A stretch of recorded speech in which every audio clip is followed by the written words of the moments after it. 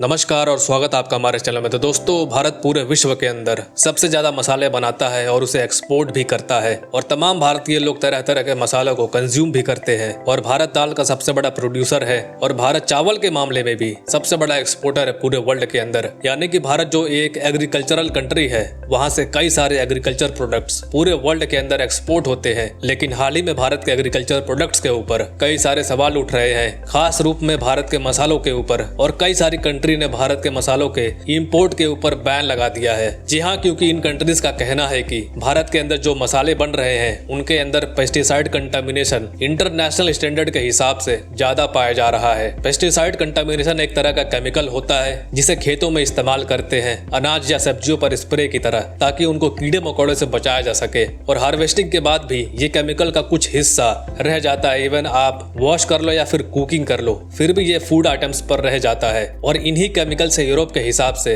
Cancer जैसे खतरनाक बीमारी होती है। लेकिन अब इंडिया भी इनको करारा जवाब देने लग गया है। जी हाँ दोस्तों, भारत भी इस समय पूरे एक्शन मोड में आ चुका है, खास करके उन देशों के खिलाफ जो भारत के खिलाफ भेदभाव रवैया अपनाते हैं और भारत को अपनी नजरों में कुछ नहीं समझते। भारत इन देशों को अब ठिकाने लगाना शुरू कर चुका है। टिट फॉर टैट रणनीति के तहत, यानी कि जैसे को तैसा की रणनीति को भारत ने अपनाई है और इसका सबसे बड़ा शिकार बना है यूरोपियन यूनियन। जी हाँ, आप जानते ही होंगे कि यूरोपियन यूनियन में यूरोप के 27 अमीर देश आते हैं और आजादी के बाद से ही उन्होंने भारत के साथ भेदभाव वाली रवैयों को अपनाया था। खास करके हाल ही के कुछ सालों में जब से भारत की आर्थिक तरक्की हुई है तो भारतीय कंपनियां इनके निशाने पर हैं। भारत के जितने भी प्रोडक्ट्स हैं उनके खिलाफ एक्स्ट्रा स्क्रूटनी की जा रही है, यानी कि उन्हें निशाना बनाया जाता है। उनके प्रोडक्ट्स में छोटी छोटी कमियां निकालकर उन्हें या तो रिजेक्ट कर दिया जाता है या फिर उनके खिलाफ एक्स्ट्रा टैरिफ लगाई जाती है। यानी कि भारतीय प्रोडक्ट्स को या तो ये बैन कर देते हैं या फिर उनके ऊपर भारी टैक्स लगा दिया जाता है। यूरोप की इसी रणनीति का सबसे बड़ा शिकार बनती है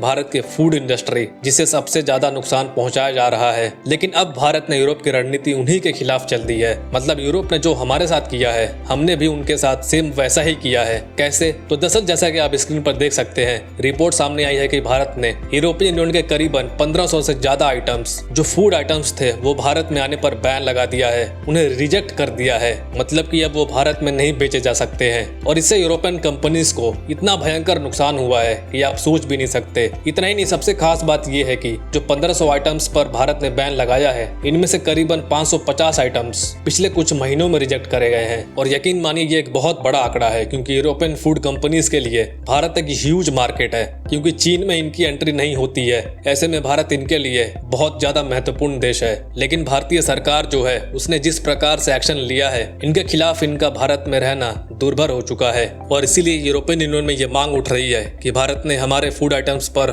जो भी बैन लगाया है ये बैन हटवाइए, वरना हमारी तो लंका लग जाएगी। लेकिन भारत ने इनके फूड आइटम्स पर बैन क्यों लगाया? तो भारत का इसमें कहना है कि आइटम्स में पेस्टिसाइड कंटामिनेशन ज्यादा पाया जा रहा है इंटरनेशनल स्टैंडर्ड के हिसाब से, इसीलिए हम आपके आइटम्स पर बैन लगा रहे हैं। और भारत ने ऐसा करके ये भी संदेश दे दिया है कि पहले आप अपना रवैया सुधारिए। भारतीय कंपनियों के लिए जो आपका भेदभाव है हमारी कंपनीज हमारे प्रोडक्ट्स के साथ, उसे आप ठीक कीजिए, वरना ये तो अभी शुरुआत है। आने वाले समय में यह और तेज होता जाएगा। और आपको बता दो कि ये मुद्दा भी इतना बड़ा बन चुका है कि इसकी वजह से भारत और यूरोपियन यूनियन के बीच में जो फ्री ट्रेड एग्रीमेंट होने वाला था, यानी कि जिसके तहत पूरे यूरोप का मार्केट भारत के लिए खुल जाएगा और भारत का मार्केट पूरे यूरोपियन यूनियन के लिए खुल जाएगा, इस एग्रीमेंट में भी अब रोक टोक होनी शुरू हो चुकी है। इसकी बातचीत भी अब कभी रुक जाती है तो कभी चल पड़ती है। इसी वजह से यह डील भी डिले होता जा रहा है। लेकिन भारत ने साफ कर दिया है कि चाहे FTA हो या ना हो, सबसे पहली शर्त यही है कि आप भारतीय कंपनीज के साथ अपना रवैया सुधारिए और हमारे कंपनीज के ऊपर से बैन हटाइए,